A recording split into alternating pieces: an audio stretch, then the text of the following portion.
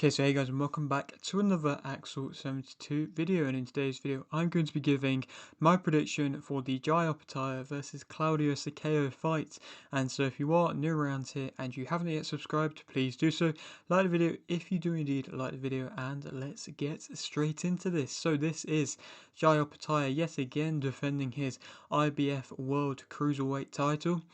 It's in a fight in which, again, it isn't a fight in which fans are really too bothered about seeing. It's Claudio Squeo from Italy, who is ranked 14th with the IBF, and again, just nobody really wants to see this fight, but like we've seen on multiple occasions as of recent, it's the fight before the big fight, and the big fight being him versus Ramirez. But is it going to be like recent times where we see the fight before the fight and they slip up? I mean, we've seen it twice on major world stages with both Ryan Garcia slipping up and just more recently Caleb Plant slipping up, so he didn't get the fight with Charlo. So are we going to see that again happen? Possibly, but is Claudio Squeo arguably as good as a Rolly Romero or even an Armando Resendiz? Yeah, you'd have to argue maybe not, but he is unbeaten. He hasn't really been tested, which most of the time necessarily isn't a good thing, but it means he has an ability to perhaps surprise Opetaia, and so maybe he could offer something in which Opetaia isn't prepared for or could catch him off guard. Of course, like I mentioned, this is another homecoming for Opetaia, and I don't necessarily know if he was expecting to have another homecoming after the last one when he fought David Anyika, but still, it's good, to be fair. At least that they're having these homecoming fights for the likes of Opetaia. It's building an Australian fan base, and of course he got that huge knockout versus Anyika last time, and it was an excellent performance from him, and so he's deserving of another homecoming fight, and deserving, like I say, to build that fan base out in Australia even more, which Matchroom have been seemingly quite good at doing. And so, they're definitely getting behind their own, the Australian fans, and they are good at doing that. And it is just interesting to see that, that it's Squeo who he's fighting. Obviously, he was meant to fight Cinkara before Anyika came in, and Cinkara is the number one ranked guy in the IBF. So you would think at some point the IBF will order Opetaia versus Cinkara again, and so I'm surprised they didn't order it this time when, he actually probably would have fought Cinkara if it was ordered. Maybe Cinkara is still injured. He had to pull out the last one due to injury, so yeah, I just hope it's not the case where when Opetaia actually goes on to fight Zeta Ramirez as well, if he does, then they decide to try and strip Opetaia of his IBF belt. I just hope that that's not going to be the case. We'll have to wait and see. But fighting Squeo, who, like I say, is ranked 14th, is, you can tell, a voluntary defense. It's activity instead of waiting around for the Ramirez fight, which I do respect. Yes, it's the fight before the fight and things can go wrong, but at least there's also negatives of just waiting around for the big fight to happen, and he wants to keep as active as possible. He wants to be in the best position possible to go on to fight somebody like Azerda Ramirez, which of course will be a very, very tough test. But Squeo, it will be interesting to see what he has to offer. I feel like he will be really representing Italy. I don't think there is realistically too many big names getting world title shots from Italy at the moment. So Squeo has that possibility to basically get all the Italian boxing fans on his side if he does go on to beat Opetaia. So perhaps that could happen, but obviously there is a bit of an argument at the moment that Opetaia isn't really getting tested enough. He is looking thrilling and entertaining and getting these really good stoppages, but when you look at the resume, he fought Briedis twice, and they were two really tough fights against a tough guy in Briedis. But when you look at his resume otherwise, yes, there's a lot of undefeated guys there with, good winning records, but it's not the top guys. It's just names in which are progressing well, are upcoming. Like I say, it's not top guys. Is that perhaps due to him being avoided? Maybe he's not really wanting to take the test just yet, but I feel like he is wanting the tests.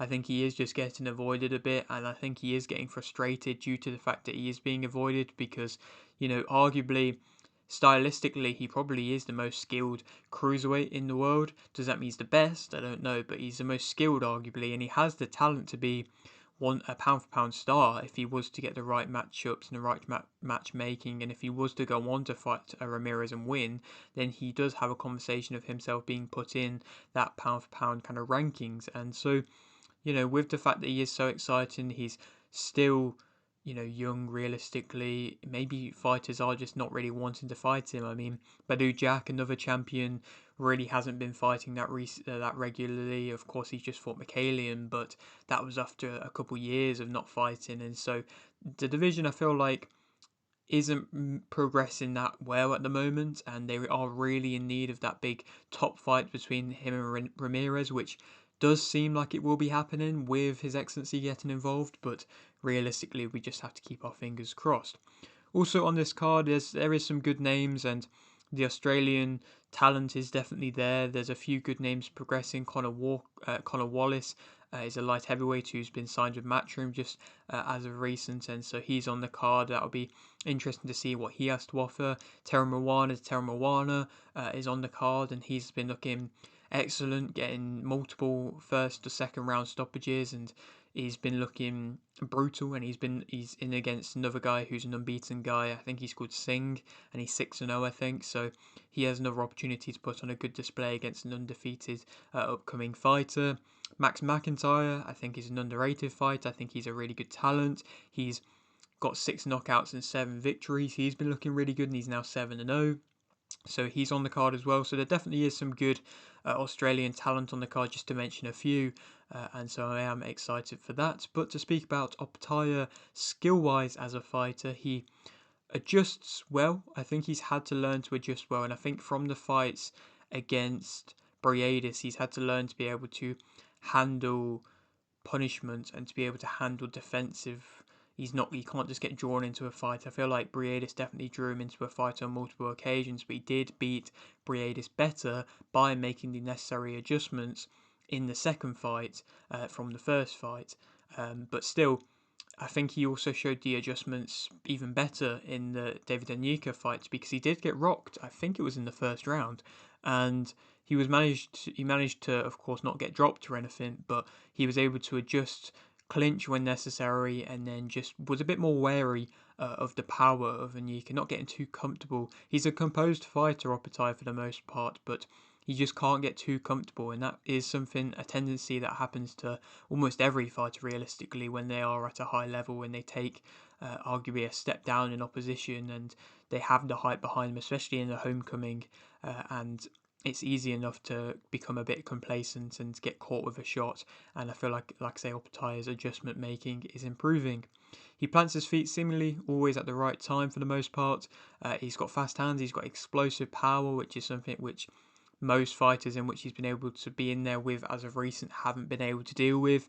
He fights in bursts. He can fight on the front foot or the back foot against Onyeka. Against that big guy, he was able to go on the back foot and still have success. He's composed.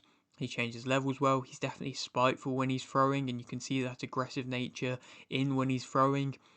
When he creates angles, they are really good. When he goes and throws uppercuts, they are really nice. And in general, he is, like I say, arguably one of the most skilled all-round fighters in the cruiserweight division. Negatives about him, of course, he can be buzzed. He's shown that he can get rocked at times a bit with shots. He's not been dropped from what I believe, at least as of recent he hasn't, but he can be rocked. If he does get drawn into a fight, it will probably be later on, and that could happen. And if that did happen, then that would be something that would definitely play into Squeo's favour, because I feel like his game plan most definitely will be to try and get Opetaia to be going into the later rounds and getting drawn into a fight where they are just both swinging bombs at each other. He's physically not the strongest. He is wanting to be able to be physically strong, but he has shown that he can, get moved about a bit. He can be frustrated, he can be too comfortable. His head movement is still relatively minimal. His footwork is good. He is light on his feet for the most part. Sometimes he's just going kind of backwards and forwards, just moving in straight lines. But in general, that explosive light on his feet, footwork is typically really good, but the head movement isn't always amazing. He wants to land sometimes instead of circling out, so sometimes perhaps he may stay on the ropes a bit too long. It worked against something like a Nanyuka, but staying on the ropes against any fighter you always are running the risk, and he does like to seemingly do that, and he can at times overreach when he comes in with these explosive attacks, so he could get countered with a shot. Speak about Squeo as a fighter. He's physically strong and he often likes to get you up against the ropes. He puts his all into his shots and he's got good shot selection. He's accurate in his work. He tries to bully you.